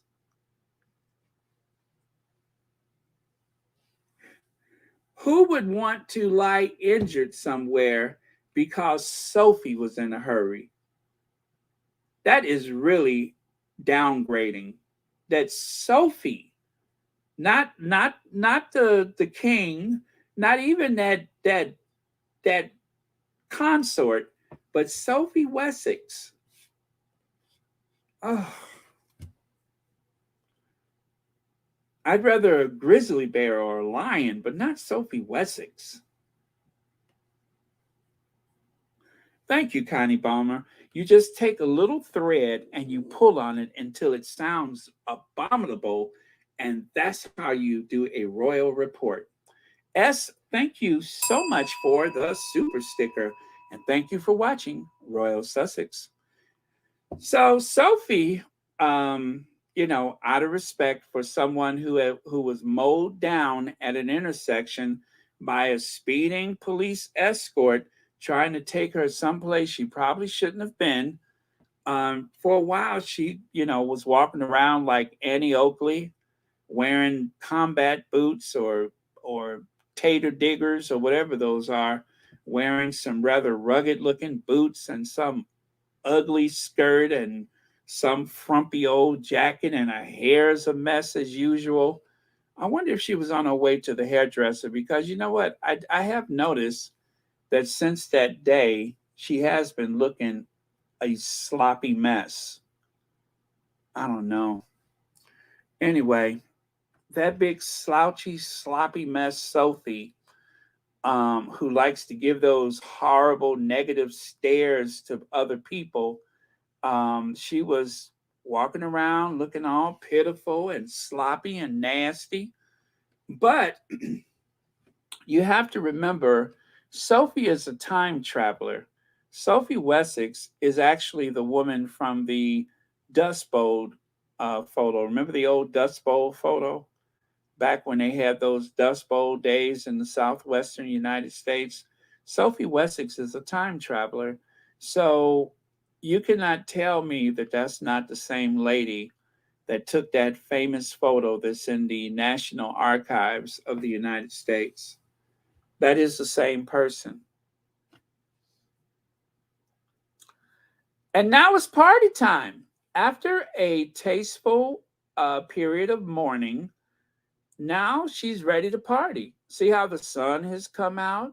She's got on one of her bizarre looking dresses. She's smiling again. She's got her hair done. The Duchess of Edinburgh looks effortlessly chic at Royal Windsor Rose and Horticultural Society show in Windsor Great Park. Horticulture. I'm not surprised to see her at a horticultural show.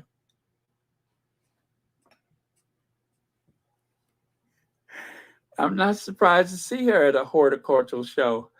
Um, yeah, like a hand to a glove, she went to a rose and horticultural show. Okay, that's what we're doing. But yeah, so it's party time.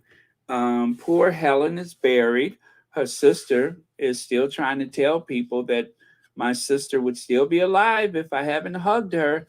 And Sophie is ready to party. Now it's time to party. She went all the way to Iraq to do some fact finding. She walked around wearing that ridiculous coat and combat boots. And now it's time to party. So that's the end of it. There's not going to be any inquests or anything like that. There won't be any public record of where Sophie was going and why they were in a hurry. That's that. Now, Church Nellie, you know, I told you, I know what you've been doing, didn't I? Church Nellie has caused this. This is Church Nellie. This is Church Nellie written all over it. I told you. I told you. Jeremy Clarkson rushed to hospital after doctors amid scary news. Rushed to doctors after. Jeremy Clarkson rushed to doctors amid scary news after losing his hearing. Jeremy Clarkson detailed his troubled week after the former Top Gear representative has now visited a specialist. Well, apparently, Church Nellie has been at it again. As you can see, outside of Jeremy Clarkson's door, they found this voodoo doll. It was delivered by FedEx, but they found this voodoo doll. There was this, when they opened up the box, there was a doll with all kind of pins and symbols and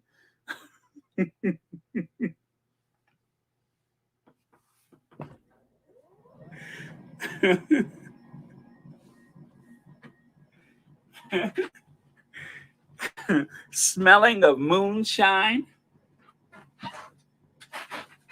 So when I saw this in the article, instantly I thought, Church Nellie. I knew it. So there you go. This is the latest Church Nellie caper, a voodoo doll. That explains everything. So this is how people have fallen down the steps. This is how people have gotten the shingles. This explains everything. Church Nellie. That's why I say Church Nellie's from the South. They know how to do stuff like this. This is why you don't mess with women from the South, because they'll get you.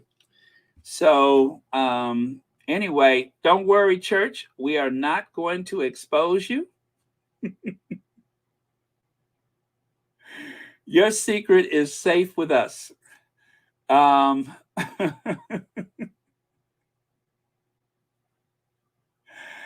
Oh, man. I told you, when I saw it, I said, Church Nellie. Church Nellie. This is Church Nellie's fingerprints all over it. That messed that man up.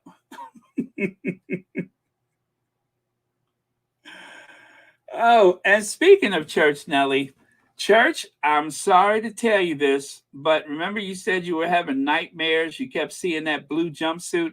Well, take a look over there on the left. I don't know what is it about women in the royal family that they feel like they just have to try to bring the jumpsuit back. But here we go again. Just when we finally got Sophie Wessex with her funny shaped self out of those jumpsuits, now somebody with even a funnier shape, somebody who has never heard of an underwire, uh, the Queen Consort is wearing a blue jumpsuit. I don't know if she thinks that she's giving you Farrah Fawcett from the 70s or if she's just, I don't know what's going on. But she has decided to go with the blue jumpsuit at her age. Okay, if that's what we're doing, if that's what we're doing. And look at how the people are looking at her. Look at the guys back there. See the guys on the right? They are dumbstruck by it. They are confused. And the lady with that well, her hair is almost bigger than Farrah's, but the lady standing next to those two guys, they're all just like, huh, huh, okay, huh. Yeah, she went there. Out of all the stuff that she's worn, this is probably one of the most bizarre looks. Is she painting? Is she like one of those? Is that like one of those wing suits? Did she fly there? What's going on? I know Gumby needs to send a cease and desist to both of them. Exactly. It does remind me of the old Gumby. I'm Gumby, damn it. Gumby. Yes, if you guys remember the Eddie Murphy Gumby character, that's exactly what Gumby would wear. Yeah, I tell you. And the fashion world has truly taken one on the nose with that one. What a look. I mean, she got out the car and look at how she's strutting in that little picture there. It's like she's doing a moonwalk or something, a camel walk. That's it. She's doing a camel walk like James Brown. Get that to people, get that to hit me. Ba-dun, ba-dun, da-dun, da-dun, da-dun. I got my blue jumpsuit and nothing to do. You can't see my flat black shoes. Get on the good foot. Now, you guys, I have one last thing to share with you. It is so disturbing. It is so unladylike that I am shocked and appalled. And no, it's not Kate with the wind taking her dress up in the air. It's even worse. Somebody's grandmother, somebody's grandmother. You're going to be shocked when you see this. Yeah, she's doing that James Brown camel walk. JL, she's doing that James Brown camel walk. He's very famous for that. Okay, I hope you guys aren't eating supper, but here goes. Now, that is a dame of the British Empire, a lady, an esteemed actor that has played the Queen. She has played Queen Elizabeth I. She's also portrayed Queen Victoria. This is someone who has won an Oscar, a BAFTA, all kind of awards. And there she is with one knee in Sussex and the other knee in Wessex. That is not very ladylike. And why she's on the edge of the couch, I don't know. But I'm just like, that's not ladylike. She's literally got one knee in Blackpool and the other knee up in Manchester.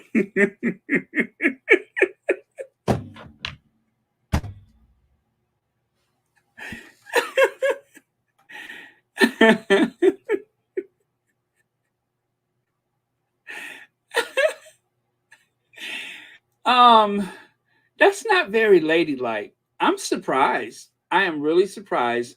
An esteemed actress like Dame Judi Dench, and she's got one knee in Dover and the other knee at Hadrian's Wall while while sitting on that beautiful gold velvet sofa. How undignified.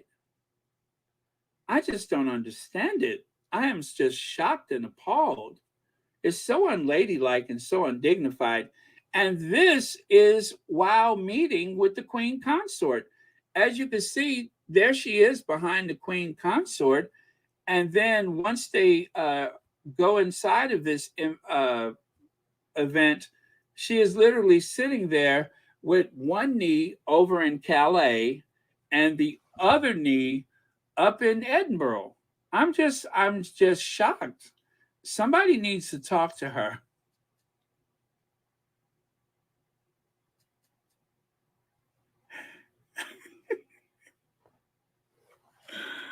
Uh, oh, Miranda Rios, I'm so sorry. I don't have the other screen open. I'm being shady today. Thank you so much for 17 months membership. But yeah, somebody needs to talk to her because I mean, I'm just glad that ain't my mama sitting like that. But yeah, I don't know. Maybe she was in the middle of a thought and maybe she was about to get up and she had one more thing to say. And then she just kind of hung on the edge there. But yeah, um, one knee in Brussels and the other in Dublin.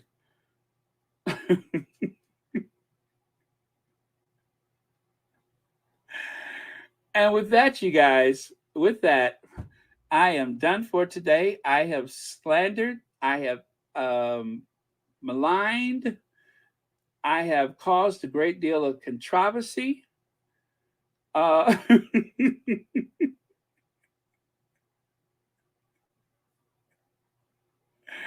well, I mean, look at who she hangs out with. She hangs out with Camilla. Um, so yeah, like they say, it's 6 o'clock somewhere.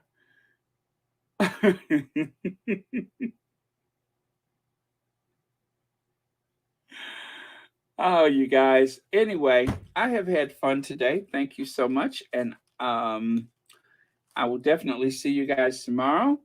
And I know, Annie. I'm just today was super shady. I don't know what happened. It is overcast today, so and it did rain a bit, so maybe that's where the shade came from. But yeah, that's I'm a little surprised though. Oh, did you like Judy Dench when she was what was it? As Time Goes By, that sitcom. What have you seen that other sitcom? It's called The Shady Bunch. When this lady working at BA Airlines saw this guy she knew she could manipulate. So she said to him, let's start party pieces. And if it's not too late. And the one day when the lady and that fellow saw that William was going to St. Andrews, they went to the bank and took out a bunch of money and told Kate that she was going there to the Shady Bunch. The Shady Bunch. That's the way they all became the Shady Bunch.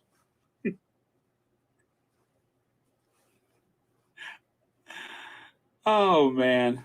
Okay. Okay. Now, I think I've said everything that should be said, could be said. And I hope they don't demonetize my video. Okay. Well, anyway, much love to our queens as per always. Thank you for those amazing kids that are the most influential couple in the world, the most influential royals, the most famous, the most popular royals. Oh, excuse me. Princess Meghan and Prince Harry. Yes, thank you for everything because you guys, I'm telling you. So And with that, I'm going to look for the last word. Oh, thank you very much. Judy says, bye, everyone. Keep enjoying the rest of your Sunday. Yes, and remember, the Sunday is the Lord's Day. So that's when we're supposed to be on our best behavior. Supposed to be the Lord's Day. Uh,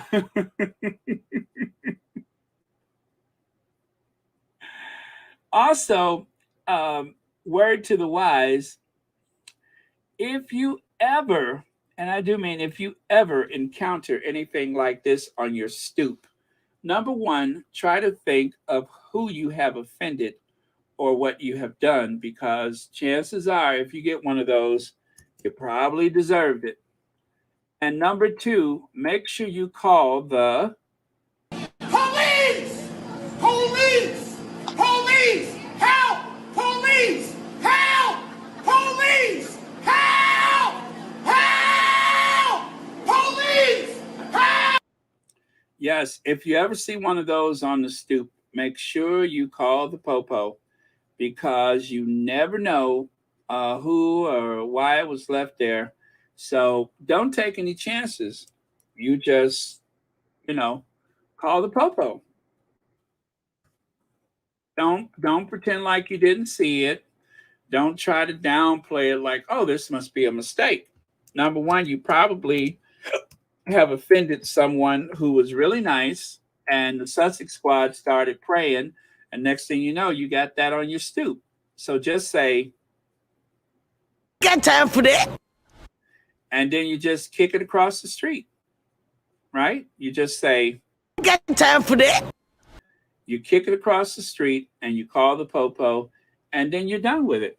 And try not to make any enemies. All right? All right. All right. So with that, you guys, I am going to go. Thank you so much. I had fun today, too. And as always, thank you so much for watching Royal Sussex. Thank you to the moderators for keeping this a safe space. And let me see what else. Mm-hmm. Yes, no. Oh, all right. Here's my list for today. Thank you so much, Sherry Ware. Thank you for the donation and membership updates. B. Martin, Rick, Catherine Bryant, Alicia Gerardo, Daniel Medico, B. Bram, God's Child, Legs, Andrew Bodie, Lizzie S. YM Droid, Catherine Bryant, 12 months membership, and Miranda Rios, 17 months memberships. I'm sorry, Catherine, I didn't give you one of those, did I? 12 and 17 months membership. Outstanding. I really, really do appreciate it. So, yeah, been fun, you guys. We will have to do this again very soon. Always come here for the very best in royal reports and royal updates. I haven't had a chance to watch the Lady Sussex yet, so that is what I'm going to do this evening, because I have missed the Sunday service. That's a big no-no. What kind of heathen would I be if I missed the Sunday service? So I'm going to do that while I make supper. And so thank you very much again. And with that, I am going to cue the Ginger Avenger, and I will see you all tomorrow. 2 hours, 10 minutes. Now, oh, Andrew, thank you so much for that. Thank you for the last super sticker. And with that, I am going to cue the Ginger Avenger, and I will see you all tomorrow. And remember, we're all God's children. And even if people pretend like we've had a real life, even though our parents are broke and they put us in St. Andrews and we can go play rugby and take about 50 photos for doing nothing but smiling and grinning. Even if that is your story, you're a person too. So, or whatever. So, blue jumpsuits, I'm here for it. That's it. We're all God's children. And of course, we don't hate anyone at Royal Sussex. People in the Sussex squad are some of the most loving and yet persistently frustrated with the British royal media people that you'll ever find. So that's it. Okay. Or whatever. That's right. Or whatever. That's our last word for the day. Or whatever. Or whatever. All right. And with that, I am going to cue the Ginger Avengers. See you all tomorrow. I feel like I'm forgetting some for some reason, but oh well. See you all tomorrow.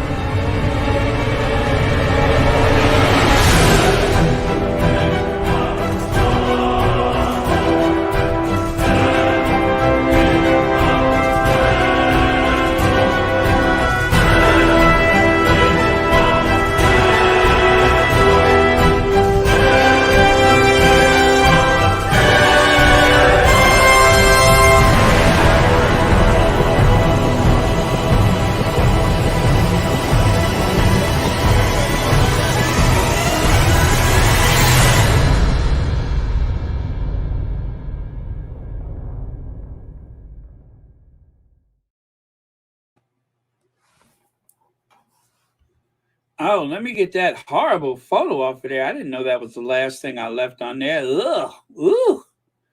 Ugh. Let me find something more human or somebody more human. Let me see. Oh, well, there you go. Again, prayers for Jerry White. She had her second surgery. So please, you guys, send out your prayers for her. And again, thank you so much for the 34,101 subscribers. 34,101 subscribers. I can't believe it. I'm so happy. Thank you so much.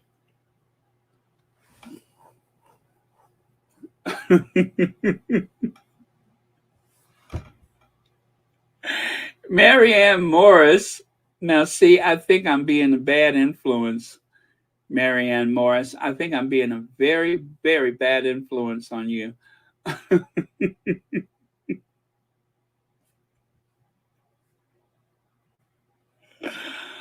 Oh man, it was just so unladylike and so undignified. I'm like, is that somebody's mother? Ooh, that's somebody's mother. Ooh, not very classy. Well, I guess you can play Regal, and what that just goes to show you what a great actress she is, that she can pull off those roles and yet at the same time just sit around like some old broad. Like some old broad, just sit around like some old broad.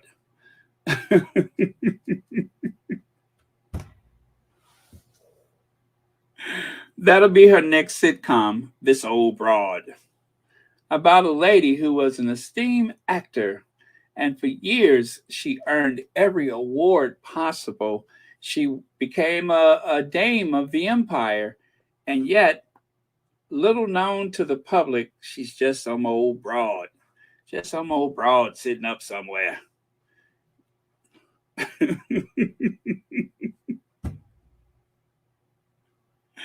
So yeah, I have just named her next sitcom This Old Broad. All right, so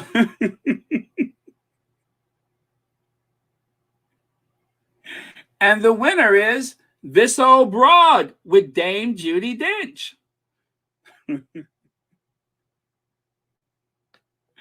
All right, I've said too much. Okay, I'm gonna go. Bye, y'all. Love you guys.